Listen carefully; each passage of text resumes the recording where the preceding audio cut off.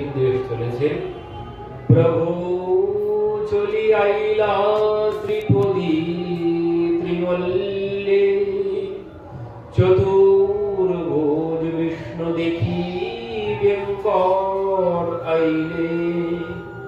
ত্রিপদী আসিয়া কইল শ্রীরাম দর্শন, রঘুনাথ আগে প্রণাম স্তবন।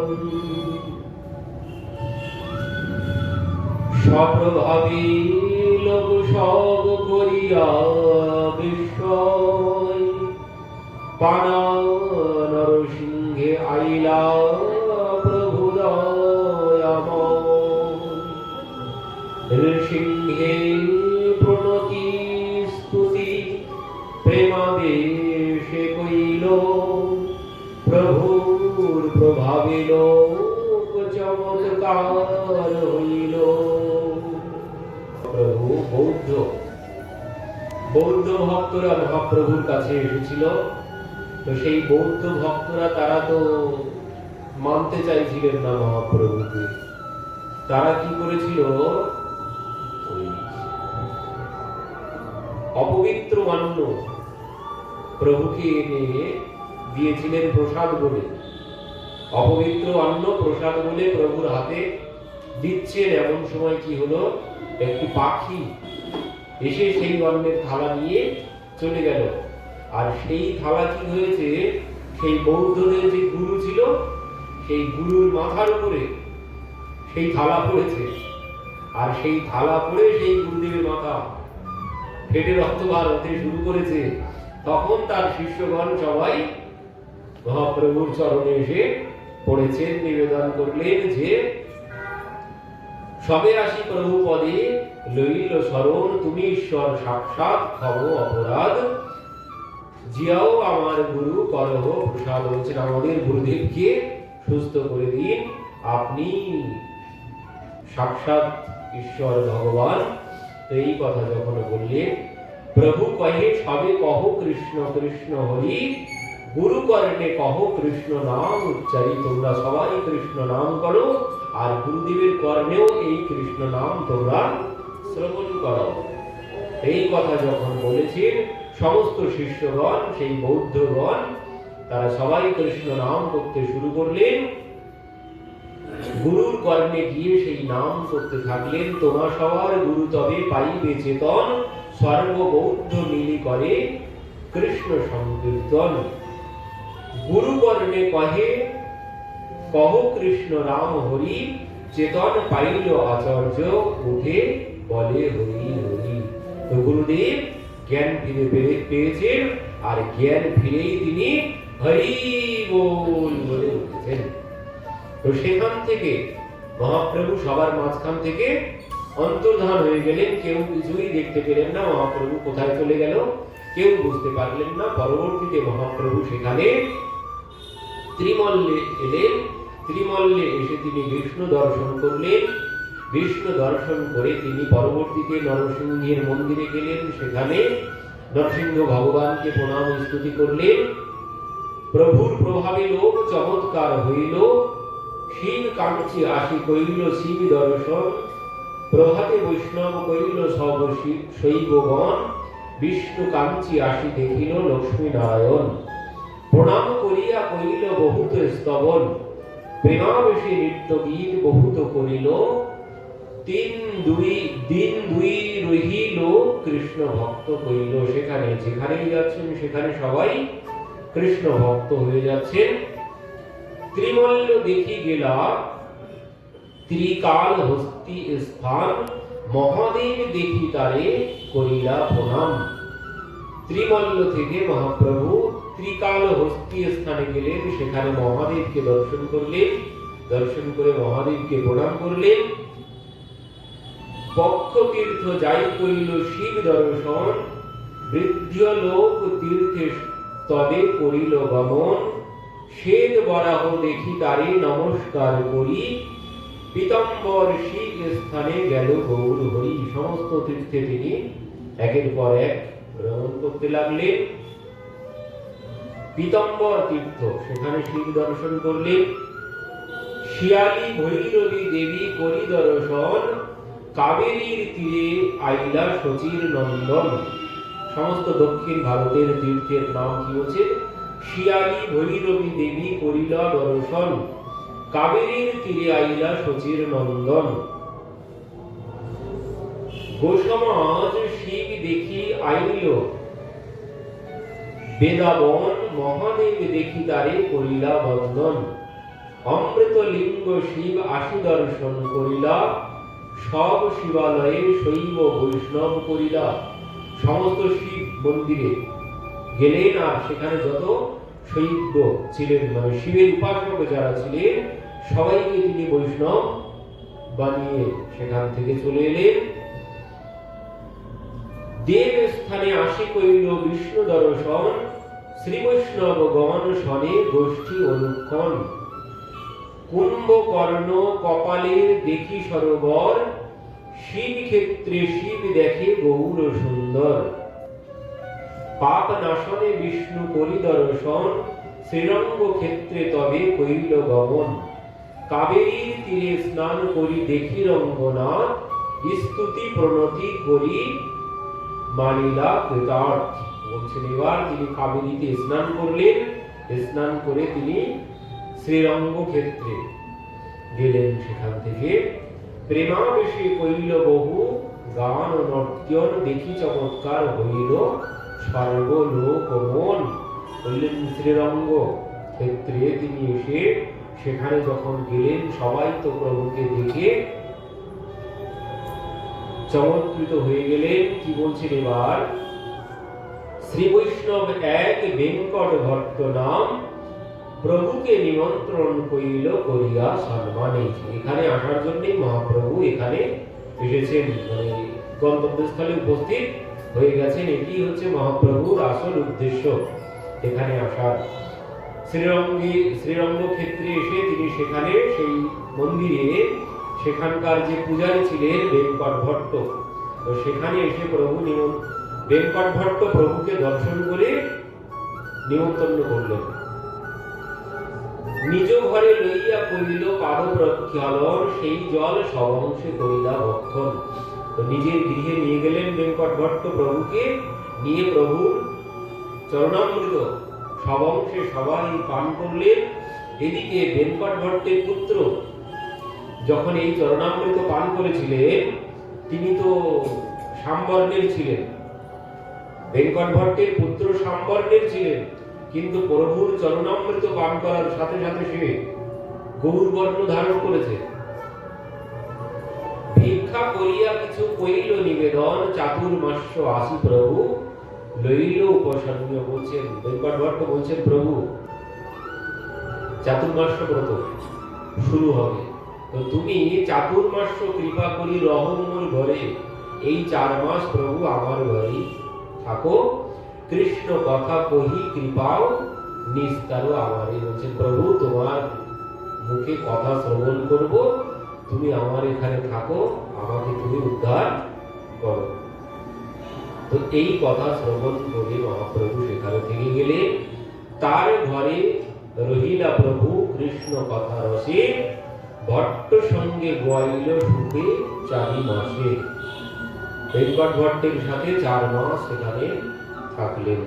তো এবার সেই 4 মাস সেখানে প্রভু কথা শ্রবণ করতেন আর সবাই কথা শ্রবণ করতেন।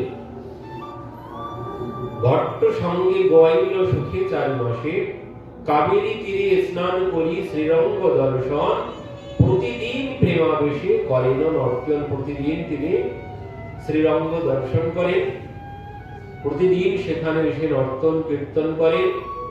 সৌন্দর্য প্রেমাবেশে দেখি স্বর্গলোক, দেখিবারে আইসে সবার খণ্ডে দুঃখ শোক। সমস্ত ভক্তবৃন্দ মহাপ্রভুকে দর্শন করতে আসে, আর যারা প্রভুকে দর্শন করে তাদের সমস্ত শোক দুঃখ সব কিছু দূর হয়ে যায়। লক্ষ লক্ষ লোক আইসে নানা দেশ হইতে, সবে কৃষ্ণ নাম করে প্রভুকে দেখিতে। লক্ষ লক্ষ ভক্তবৃন্দ তারা আসছেন আর এসে প্রভুকে দর্শন করে সবাই কৃষ্ণ নাম করছেন।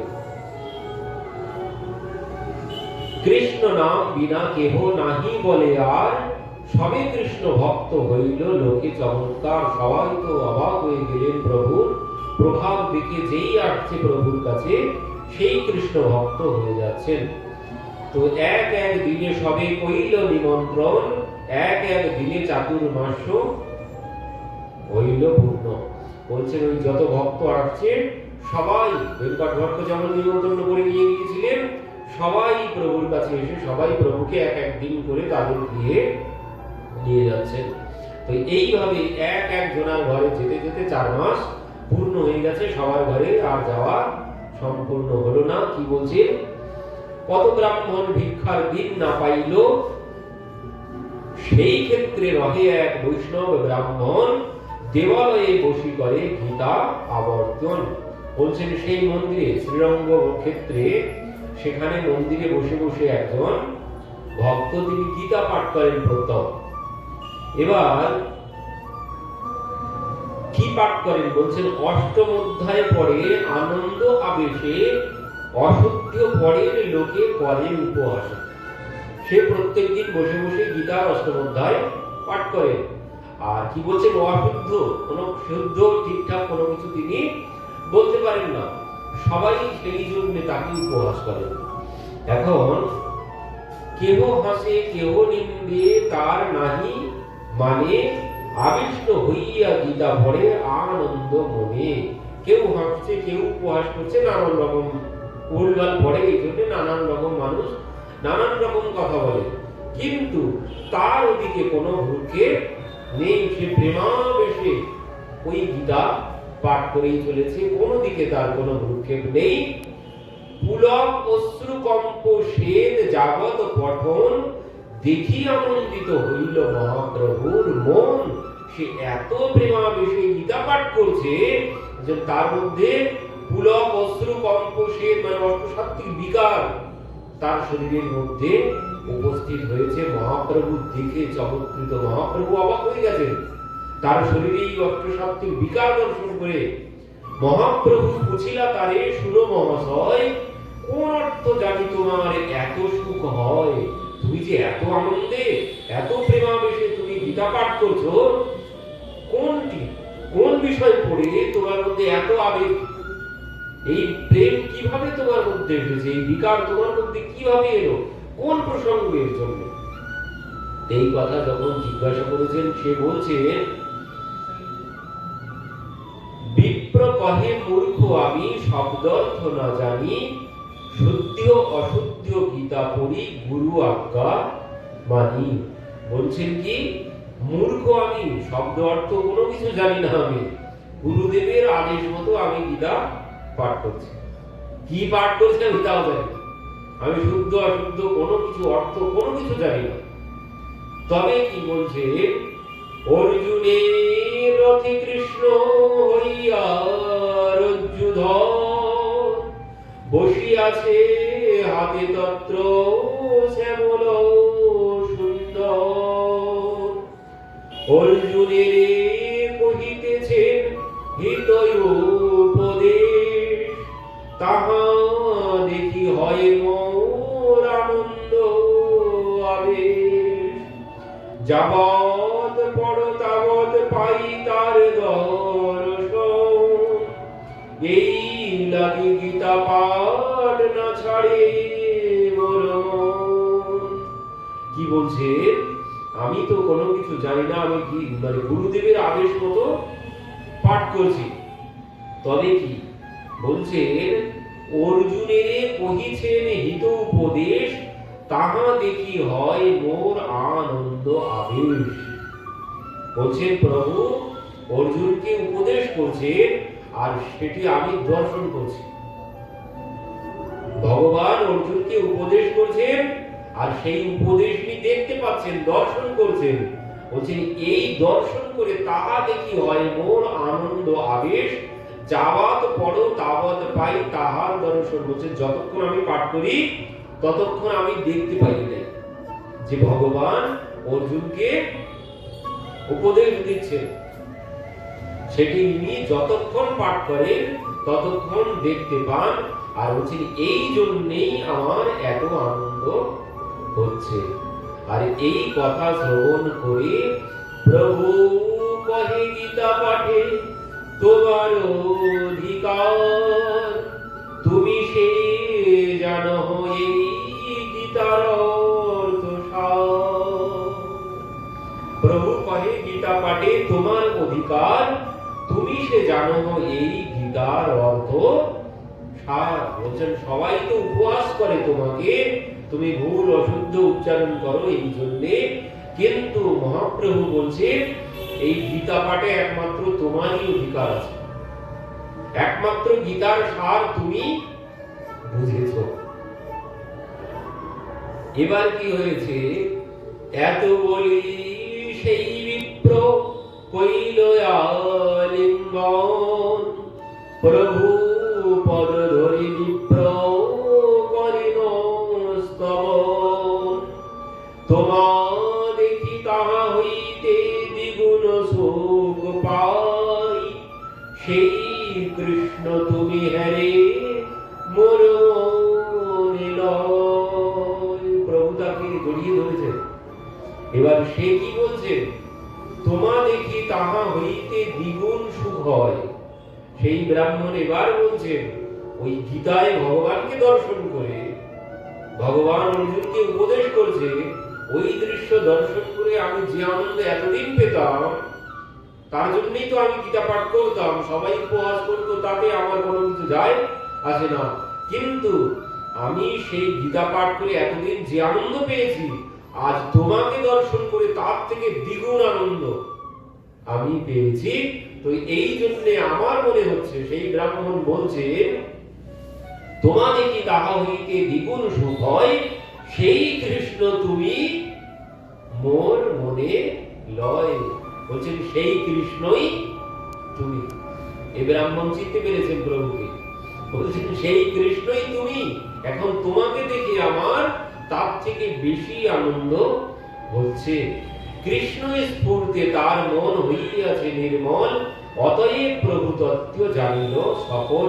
বলছেন ওই যে গীতায় ভগবানকে দর্শন করে তার সমস্ত মন নির্মল হয়ে গেছে, আর এই জন্যই সে প্রভুকে চিনতে পেরেছে। গীতা অধ্যয়ন করে তার মন নির্মল হয়েছে এতদিনে, আর এই জন্যই সাক্ষাৎ প্রভুকে তিনি চিনতে পেরেছেন। সবার দ্বারা সম্ভব নয়, যে মন নির্মল না হলে কিছুতেই চেনা যাবে না। মনের মধ্যে যদি কপটতা থাকে, ছল চাতুরি কপটতা যদি থাকে, কিছুতেই চেনা যাবে না। ভগবান সম্মুখে আসলেও, ভগবান সম্মুখে দাঁড়িয়ে থাকলেও সম্ভব নয়। বললেন এই জন্যই এখানে বললেন কৃষ্ণ স্ফূর্তে তার মন হইয়াছে নির্মল, তার মন নির্মল হয়েছে। আর এই জন্যই বললেন নির্মল মন যেন সোমহি ভাবা, মোহে কপট ছল ছিদ্র না ভাবা। এটি কি বলেছে তুলসীদাস। কবিরাজ গোস্বামী ওই একই কথাই বললেন।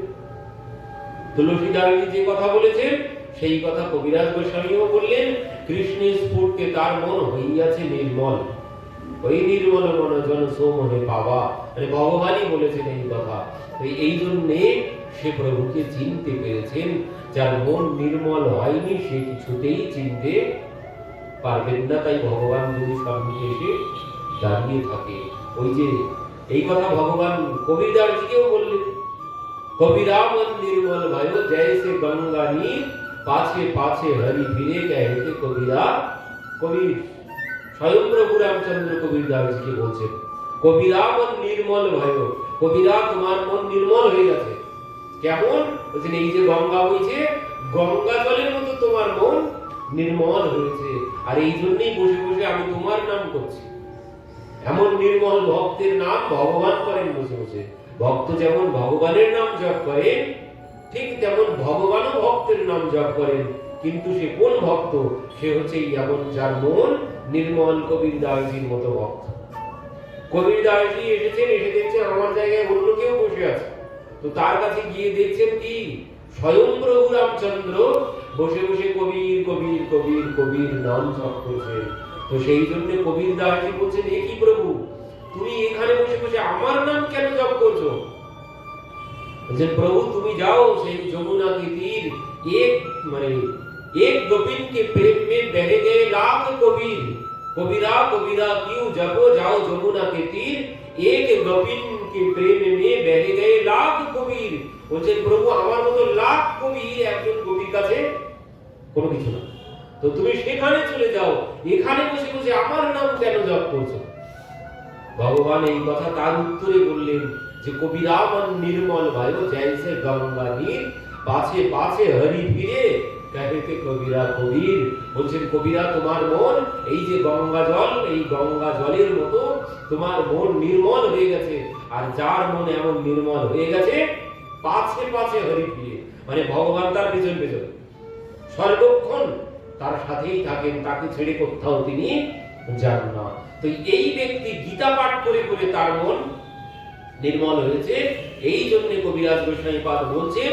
সে প্রভুকে চিনতে পেরেছেন তবে মহাপ্রভু তারে করিল শিক্ষণ এই বাত কাহানা গরিবে প্রকাশন মহাপ্রভু বলছেন এই কথা যা তুমি বলেছো এই কথা তুমি আর যেন কাউকে বলো না সেই বিপ্র প্রভুর মহাভক্ত হইল 4 মাস প্রভু সঙ্গ কবু না ছাড়িল 4 মাস যে প্রভু ছিলেন একদিনও সেই ব্রাহ্মণ প্রভুকে ছাড়েননি এই মতে ভট্ট গৃহে রহিল গৌরচন্দ্র নিরন্তর ভক্ত সঙ্গে কৃষ্ণ কথা রঙ্গ শ্রী বৈষ্ণব ভট্ট সেবে লক্ষ্মী নারায়ণ তার ভক্তি নিষ্ঠা দেখি প্রভুর তুষ্ট মন তো সেই বেঙ্কট ভট্ট কি করেন বেঙ্কট ভট্ট হচ্ছে লক্ষ্মী নারায়ণের সেবা করেন এই দেখে তার সেবা দেখে মহাপ্রভু অত্যন্ত প্রসন্ন হয়েছেন তার ভক্তি নিষ্ঠা দেখি প্রভুর তুষ্ট মন নিরন্তর তার সঙ্গে হইল সখ্য ভাব হাস্য পরিহাসে দোহে সখ্যের স্বভাব দুইজন যেন বন্ধুর মতো বেঙ্কট ভট্টের সাথে মহাপ্রভুর যেন বন্ধুর মতো সম্পর্ক হয়ে গেছে প্রভু কহে ভট্ট এবার প্রভু বলছেন যে প্রভু কহে ভট্ট তোমার লক্ষ্মী ঠাকুরানী কান্তা বক্ষই স্থিতা পতিব্রতা শিরোমণি ভট্ট তোমার যে লক্ষ্মী তুমি যে লক্ষ্মী নারায়ণের পূজা করো তো তোমার সেই লক্ষ্মী ঠাকুরানী কান্তা বক্ষই স্থিতা ভগবানের বক্ষে বাস করেন লক্ষ্মী দেবী তো বলছেন কান্তা বক্ষই স্থিতা পতিব্রতা শিরোমণি তিনি পতিব্রতা শিরোমণি আমার ঠাকুর কৃষ্ণ গোপ গোচারণ সাধ্বী হইয়া কেনে চাহে তাহার সংযম বলছেন তোমার যে লক্ষ্মী দেবী তিনি তো পতিব্রতা শিরোমণি তো সেই তোমার লক্ষ্মী ঠাকুরানী আমার প্রভু আমার ঠাকুর কৃষ্ণ গোপ গোচারণ তার কাজ সে গোয়ালা তো তোমার সেই লক্ষ্মী ঠাকুরানী নিজের পতিকে ছেড়ে কেন চলে এসেছে আমার ঠাকুরকে পাওয়ার জন্য আমার ঠাকুরের কাছে তিনি কেন চলে এসেছেন আমার ঠাকুর তো গোচারণ করা তার কাজ তো তিনি এত ঐশ্বর্য ছেড়ে তিনি কেন চলে এসেছেন তো কি বলছে এই লাগি সুখ ভোগ ছাড়ি চিরকাল ব্রত নিয়ম করি তপ কইলা অপার বলছেন সেই তাকে পাওয়ার জন্য সেই গোপ গোয়ালাকে পাওয়ার জন্য এই লাগি সুখ ভোগ ছাড়ি চিরকালের মতো সুখ ছেড়ে দিয়ে এসেছেন এসে কি করছেন ব্রত নিয়ম করি তপ করিলা অপার তিনি এত নিয়ম ব্রত তপস্যা করছেন সব কিছু ছেড়ে দিয়ে এসে ব্যাপার কি মহাপ্রভু জিজ্ঞাসা করেছেন বেঙ্কট ভট্টের কাছে তো বেঙ্কট ভট্ট কি বলছে ভট্ট কহে কৃষ্ণ নারায়ণ একই স্বরূপ কৃষ্ণেতে অধিক লীলা মানে লীলা রস অন্য কোথাও নেই তো এই জন্য বলছেন কি তার স্পর্শে নাহি যায় পতিব্রতা ধর্ম কৌতুকে লক্ষ্মী চাহেন কৃষ্ণের সঙ্গ বলছেন তার স্পর্শে নাহি যায় পতিব্রতা ধর্ম ভগবানের স্পর্শে লক্ষ্মী দেবীর যে পতিব্রতা ধর্ম এই পতিব্রতা ধর্ম নষ্ট হবে না কৃষ্ণ সঙ্গে পতিব্রতা ধর্ম নহে নাশ, অধিক লাভ পাইয়ে আর রাস বিলাস। বলছেন আরো বেশি কৃষ্ণ সঙ্গে পতিব্রতা ধর্ম নহে নাশ, অধিক লাভ পাইয়ে আর রাস বিলাস। বিনোদিনী লক্ষ্মীর হয় কৃষ্ণে অভিলাষ, ইহাতে কি দোষ কেনে কর উপহাস। এতে দোষ কোথায় আছে? তুমি উপহাস কেন করছো? মহাপ্রভু একটু উপহাস করেছে যে তোমার লক্ষ্মী ঠাকুরানী সে তো পতিব্রতা শিরোমণি, তো সেই পতিব্রতা শিরোমণি সে সব ছেড়ে আমার ঠাকুরের কাছে কেন এসেছে? আর তাকে পাওয়ার জন্য এত তপস্যা, এত ব্রত, এত কিছু করছে কেন? তো সেখানে বেঙ্কট ভট্ট উত্তর দিলেন যে কৃষ্ণ আর নারায়ণ একই স্বরূপ, এর মধ্যে কোনো ভেদ নেই। আর কৃষ্ণেতে একটু রস বেশি আছে, লীলার মাধুর্য, বংশী মাধুর্য, রূপের মাধুর্য এখানে নারায়ণের থেকে বেশি আছে। আর সেই জন্যই তিনি সব ছেড়ে চলে এসেছেন তাকে পাওয়ার জন্য। আর বলছেন তাকে স্পর্শ করলে, ভগবানকে স্পর্শ করলে বলছেন তাতে কোনো পতিব্রতা ধর্ম নষ্ট হবে না। তো তুমি তাকে এই নিয়ে কেন উপহাস করছো? মহাপ্রভুকে বলছেন বেঙ্কট ভট্ট, প্রভু কহে দোষ নাহি, ইহা আমিও জানি। বলছেন ইহা আমি জানি, রাস না পাইল লক্ষ্মী ইহা শাস্ত্রে শুনি। যে দোষ নেই আমি জানি, তবে তোমার লক্ষ্মী দেবী রাসে অংশগ্রহণ করতে পারবো না। আমি শুনলাম শাস্ত্রে তিনি এসেছেন ঠিক আছে, কিন্তু রাসে তাহলে অংশগ্রহণ কেন করতে পারবো? মহাপ্রভু ওই ভাগবতের উদাহরণ দিয়ে দেখাচ্ছেন, কি বলছেন? নায়ম শ্রিয়ঙ্গ নিতম তরম তে প্রসাদ, স্বর্গোষিতম নলিনী গন্ধ্যরুচম কুতন্ময়, রাস উৎসবেয়স্য ভুজদণ্ড গৃহীত কণ্ঠ্য, লব্ধৌ শ্রীশং যৌদগাদৌ ব্রজসুন্দরীণাম। নায়ং শ্রিয়ঙ্গে উদিতম তরন্তে প্রসাদঃ, স্বর্গোষিতম নলিনী গন্ধ্য রুচম কুতন্ময়ঃ। বলছেন সেই নায়ন শ্রীঅঙ্গ মানে যিনি নারায়ণের পাশে বসে থাকেন, বক্ষ বিলাসিনী, তিনি সেই কৃপা লাভ করলেন না। আর কি বলছেন? স্বর্গোষিতম নলিনী গন্ধ রুচম কুতন্ময়ঃ, দেবাঙ্গনাগণ যাদের অঙ্গ থেকে পদ্মগন্ধ নির্গত হয় তারাও এই সুযোগ পায়নি। কিন্তু রাস উৎসবে অশ্ব ভুজদণ্ড গৃহীত কণ্ঠ, ভগবান যাদের গলা জড়িয়ে ধরেছেন সেই রাস মণ্ডলে, লব্ধ শীর্ষম যৌদগাদ ব্রজ সুন্দরী নাম, ব্রজের কবিদের ভগবান কণ্ঠ জড়িয়ে ধরেছেন। যে সৌভাগ্য লাভ করল না দেবাঙ্গনাগণ, স্বর্গীয় অপ্সরাগণ, তারা কেউ এই সৌভাগ্য লাভ করতে পারল না। লক্ষ্মী দেবী যিনি নারায়ণ ভগবানের বক্ষ স্থিতা, তিনি লাভ করতে পারল না। আর কোথায় সেই ব্রজের গোপীগণ, তারা লাভ করে গেল। এর রহস্য কি? মহাপ্রভু জিজ্ঞাসা করেছেন। তো কি বলছেন? লক্ষ্মী কেন না পাইল কি হার কারণ, তপ করি কইছে কৃষ্ণ পাইল শ্রুতিগণ। শ্রুতিগণ পেয়ে গেছেন, লক্ষ্মী দেবী পেলেন না। শ্রুতিগণ তারা পেয়ে গেলেন, তারা তপস্যা করলেন, তারা বৃন্দাবনে এসে আবির্ভূত হলেন গোপী রূপে। যে বেদের যে 16,000 মন্ত্র, তারা সবাই গোপীদেরও পেয়েছে, তারাও তপস্যা করেছে, লক্ষ্মী দেবীও তপস্যা করেছে। তো গোপী মানে বেদের শ্রুতিগণ তারা তপস্যা করে গোপী দেহ লাভ করে গোপী হয়ে জন্মগ্রহণ করেছে ব্রজে এসে। তো তোমার লক্ষ্মী দেবী তপস্যা করলেন, এখন গোপী হতে পারল না। এর ব্যাপার কি? মহাপ্রভু জিজ্ঞাসা করেছেন। তো কি বলছেন? নিভৃত মরুণ মানক্ষ দৃঢ় যোগ যজুরিদি, জন্মনয় উপাসত তদুরয়োপি স্মরণ, স্ত্রিয়ৌরগেন্দ্র ভুজ দণ্ড বিশক্ত্য ধীয়, বয়মপি তেষাং সমুদ্রেশিয়ং গ্রীসরজ সুধা।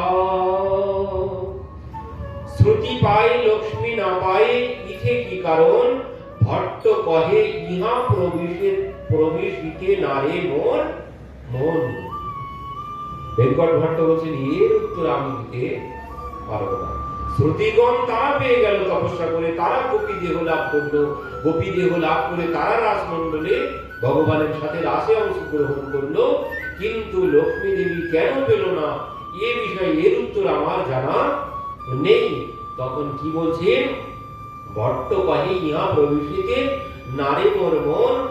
আমি জীব ক্ষুদ্র বুদ্ধি সহজে অস্থির, ঈশ্বরের লীলা কোটি সমুদ্র গভীর। কোটি সমুদ্রের মতো ঈশ্বরের লীলা, লীলার গভীরতা ও আমার দ্বারা বলা সম্ভব নয়। তুমি সেই সাক্ষাৎ কৃষ্ণ জানো নিজ কর্ম। এবার বলছেন সে তো তুমি বলবে, উত্তর তো তুমি দেবে, আমি কোথা থেকে দেব? তুমি তো সেই কৃষ্ণ, তো তুমি বলো তুমি কেন তাকে অংশগ্রহণের সুযোগ দাওনি? তখন কি বলছে, তুমি সেই সাক্ষাৎ কৃষ্ণ জানো নিজ কর্ম, যারে জানাও সেই জানে তোমার লীলা মর্ম। বলছে তুমি যাকে জানাও সেই তোমার লীলার মর্ম জানতে পারে, অন্য কারো জানা সম্ভব নয়। প্রভু কহে কৃষ্ণের এক স্বভাব বিলক্ষণ, সমাধুর যে করে সদা সর্ব আকর্ষণ। মহাপ্রভু এবার উত্তর দিচ্ছেন কি, কৃষ্ণের এক স্বভাব, কি স্বভাব? সমাধুর্য করে সদা সর্ব আকর্ষণ। এটি হচ্ছে ভগবানের বৈশিষ্ট্য। কর্ষয়তি ইতি কৃষ্ণ, তিনি সবাইকে আকর্ষণ করেন, তাই তিনি কৃষ্ণ। সবাইকে তিনি আকর্ষণ করেন কিভাবে? বলছেন ওই রূপের মাধুরীতে, লীলার মাধুরীতে, বংশীর মাধুরীতে তিনি সবাইকে আকর্ষণ করেন, এই জন্য তার নাম কৃষ্ণ। তো ব্রজলোকের ভাবে পায় তাহার চরণ, তারে ঈশ্বর করি নাহি জানে ব্রজ জন। কেন পেল গোপীরা? লক্ষ্মী দেবী কেন পেল না? তার উত্তর দিলেন মহাপ্রভু, ব্রজলোকের ভাবে পাই তাহার চরণ। ব্রজলোক মানে কি? ওই ব্রজের গোপীদের যে ভাব, ওই ভাবেই তাকে পাওয়া যাবে। তাকে বললেন ঈশ্বর করি নাহি জানে ব্রজ জন। ভগবানকে যদি ঈশ্বর ভেবে জানি তাহলে তাকে পাওয়া সম্ভব নয়। তাকে পেতে গেলে কি করতে হবে? ওই ব্রজ ভাব ধারণ করতে হবে। আমি যদি ঈশ্বর জ্ঞানে পূজা করি এতে কোনো লাভ হবে না, আরো ক্ষতি হবে। আমি যদি ভগবানকে ঈশ্বর জ্ঞানে পূজা করি, ঈশ্বর জ্ঞানে পূজা করলে কি হবে? ঈশ্বর জ্ঞানে পূজা করলে এবার আমার কর্মের ফল তিনি সব বিচার করেন। আমার কর্মের ফল, ঈশ্বর মানে আমার কর্মের ফলের দাতা তিনি, আমার কর্ম ফল দাতা। তো আমার সব কিছু আদ্যপান্ত বিচার করে তিনি ফল দান করবেন। আমি যদি ভগবান ভেবে পূজা করি, এবার তিনি যখন আমার কর্মফল দান করবেন, কোথার গভীর কর্মফল ভোগ করতে চলে যেতে হবে। যখন আমি ঈশ্বর জ্ঞানে পূজা করব, ঈশ্বর জ্ঞানে পূজা করলেই সঙ্গে সঙ্গে তিনি, আমি যদি ভাবি তিনি আমার সবকিছু কর্মফল দাতা, তিনি ঈশ্বর, তিনি আমার সবকিছু দেখতে পাচ্ছেন, এই সমস্ত ভেবে আমি যদি পূজা করি, তাহলে তিনি আমার ওই কর্মফল সব দান করবেন, আর সেই অনুযায়ী আমাকে পুনরায় কর্মফল ভোগ করতে চলে যেতে হবে। আর আমি যদি গোপীদের মতো গোপী ভাবে যদি তাকে তার আরাধনা করি, তার সেবা পূজা করি, তাহলে কিন্তু এখানে আর কোনো কর্মফল ভোগের কোনো ব্যাপার নেই। গোপী ভাবে যদি তার সেবা করি, তাহলে কিন্তু কোনো কর্মফল আমাকে আর ভোগ করতে হবে না। আমি তাই ভালো করি আর খারাপ করি, কোনো কিছু ভোগ করতে হবে না। যদি আমি গোপী ভাবে ভগবানের সেবা করি, আর আমি যদি ভগবান ভেবে ভগবানের সেবা করি, তাহলে সব কিছু ভোগ করতে হবে। যা কর্ম করেছি তার ভালো হোক আর খারাপ হোক, তার সমস্ত কর্মফল দাতা তিনি। কিন্তু এই বড় রহস্য, ব্রজের গোপীগণ, ব্রজের কেউ ভগবানকে ভগবান বা ঈশ্বর বলে ভাবেন না। আর ঠিক আমাদেরও ওই পথ নিতে হবে। লক্ষ্মী দেবী ঈশ্বর ভাবেন, লক্ষ্মী দেবী ঈশ্বর ভাবেন, ওই ব্রজের গোপী ভাব তিনি গ্রহণ করতে পারেননি, গোপীর অনুগত তিনি হতে পারেননি, কারণ তিনি ঐশ্বর্যের দেবী, তার মধ্যে অহংকার আছে, তার মধ্যে অহংকার আছে। তিনি বলছেন আমি ঐশ্বর্যের দেবী হয়ে আমি এই গোয়ালা, এদের মাথায় গোবর পোড়া, এদের চরণ ধরতে যাবো কি জন্য? এই জন্যে ইনি গোপীদের শরণাগত হননি, তিনি তপস্যা করছেন, এই জন্য তিনি পাননি। কিন্তু ভগবানকে পেতে গেলে ঈশ্বর ভাব সম্পূর্ণরূপে ত্যাগ করতে হবে। ঈশ্বর ভাব ত্যাগ করে দিয়ে যদি ওই গোপীদের মতো, মা যশোদার মতো ওই ভাব, আমার সন্তান, গোপীদের মতো ভাব যদি সখাদের মতো, এ তো আমাদের সখা, কোথার ভগবান? এ আমাদের সখা, তারা ভগবান বলেই ভাবতো না। যে সময় সেই গোবর্ধন ধারণ করেছে, যে সময় ভগবান গোবর্ধন ধারণ করেছেন, তখন সবাই বলছে ওরে আমাদের কৃষ্ণ ভগবান, আমাদের কৃষ্ণ ভগবান। এবার সবাই তারা প্রণাম করছে, সবাই দূরে সরে এসে সবাই প্রণাম করছে, ওরে আমরা কত অপরাধ করেছি। এই যেই ভগবান ভাববো, ওই অপরাধের চিন্তা তখনই এসে যাবে। যেই ভগবান ভেবেছে ওরে আমরা কত অপরাধ করেছি, গোপালের কাঁধে চড়েছি, কত অপরাধ হয়েছে, ওরে প্রণাম কর, শিগগির প্রণাম কর, সবাই যখন ঘরে ঘরে প্রণাম করছে, তখন ভগবান দেখলেন হায় হায়, এরা যদি আমাকে ভগবান ভাবে, আর তো কেউ আমার সাথে খেলা করবে না, আর কেউ খেলতে আসবে না। এই অপরাধ হয়েছে ভাবছে তারা, কাঁধে চড়েছি গোপালের, হায় হায় ভগবানের কাঁধে চড়েছি, আমাদের কত অপরাধ হয়েছে। তারা সবাই প্রণাম করছে, গোপাল তুই আমাদেরকে ক্ষমা করে দে, আমরা না জেনে কত অপরাধ করে ফেলেছি। ভগবান দেখলেন হায় হায়, এরা যদি এই ভেবে নেয়, তাহলে আর আমার সাথে কেউ সখার মতো মিশবে না। সঙ্গে সঙ্গে ভগবান কি করলেন, ওরে কি হয়েছে, তোরা কি বলছিস, আমাকে ভগবান কেন বলছিস? কেন? এই যে তুই গোবর্ধন ধারণ করেছিস, কারো দ্বারা সম্ভব? এই গোবর্ধন তুই কনিষ্ঠ অঙ্গুলিতে ধারণ করেছিস, তুই এই জন্য ভগবান। তখন বলছে ওরে তোরা আসল কথা জানিস না। কি আসল কথা? আমি এই গোবর্ধন ধারণ করেছি জানিস কিভাবে? ওই আমি যখন ছোট ছিলাম, আমাদের বাড়িতে একজন খুব বড় জ্যোতিষী এসেছিল, তো সেই আমাকে একটা আশীর্বাদ দিয়ে গিয়েছিল। কি বলছিল? ওই আমার দিকে তাকাবে যারা, আমার সম্মুখে যারা আমার দিকে তাকিয়ে থাকবে, তাদের সমস্ত শক্তি সব আমার মধ্যে 100 গুণ বেশি হয়ে চলে আসবে। আর সেই শক্তিতেই আমি এই গোবর্ধন ধারণ করেছি। আমি আমার নিজের শক্তিতে গোবর্ধন ধারণ করিনি। তোরা কার দিকে তাকিয়ে আছিস? সকালে বলছি কেন আমরা সবাই তোর দিকে তাকিয়ে আছি, তাহলে কি হলো? বুঝতে পারলি কিছু? ওই তোদের সব শক্তি আমার মধ্যে চলে এসেছে, আর সেই শক্তিতে আমি ওই গোবর্ধন ধারণ করতে পেরেছি। আর যেই এই কথা বলেছে, মধুমঙ্গল বলেছে ও এই জন্য এতদিন জানতাম তুই মাখন চুরি করিস, এখন জানতে পারছি তুই তাহলে শক্তিও চুরি করতে জানিস। আর এই জন্য আমার শরীরটা এত দুর্বল দুর্বল লাগছে কয়েকদিন ধরে, এই জন্য তুই আমার সমস্ত শক্তি সব হরণ করে নিয়েছিস। আর কোথার ভগবান এই আমাদের শক্তি চুরি করে গোবর্ধন ধারণ করেছে? এ কোনো ভগবান না। পুনরায় যে যার মতো গিয়ে গোপালকে জড়িয়ে ধরছেন।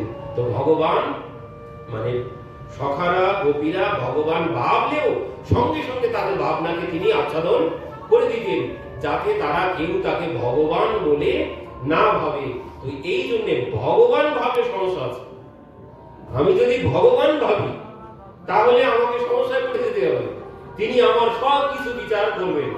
কিন্তু আমি যদি ওই সখাদের মতো ভাব, ওই নন্দ বাবার মতো, মা যশোদার মতো, গোপীদের মতো যদি ভাব আমার মধ্যে আসে, তাহলে কোনো সমস্যা নেই, তাহলে আর কোনো ফল আমাকে ভোগ করতে হবে না। আর কি হবে?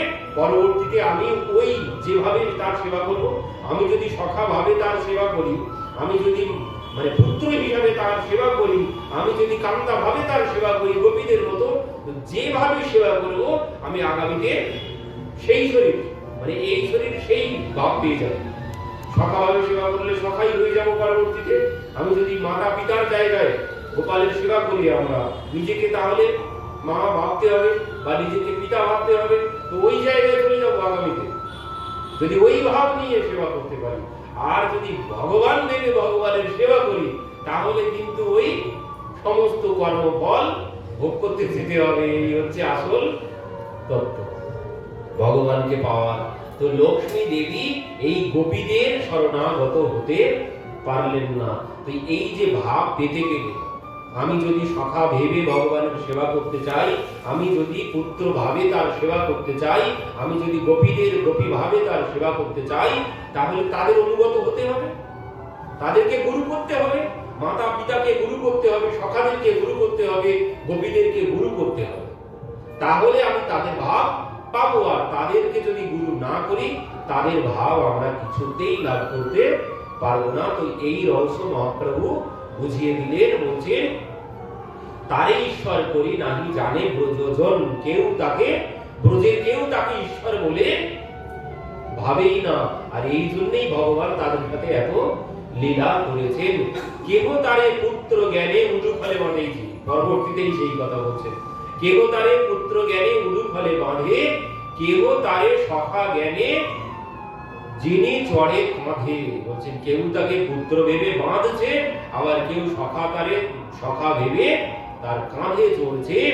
ব্রজেন্দ্র নন্দন তারে জানে ব্রজজন, ঐশ্বর্য জ্ঞান নাহি নিজ সম্বন্ধ মনন। তারা কেউ ঐশ্বর্য জ্ঞানে ভগবানকে ভাবেই না। এই হচ্ছে ব্রজবাসীদের বৈশিষ্ট্য।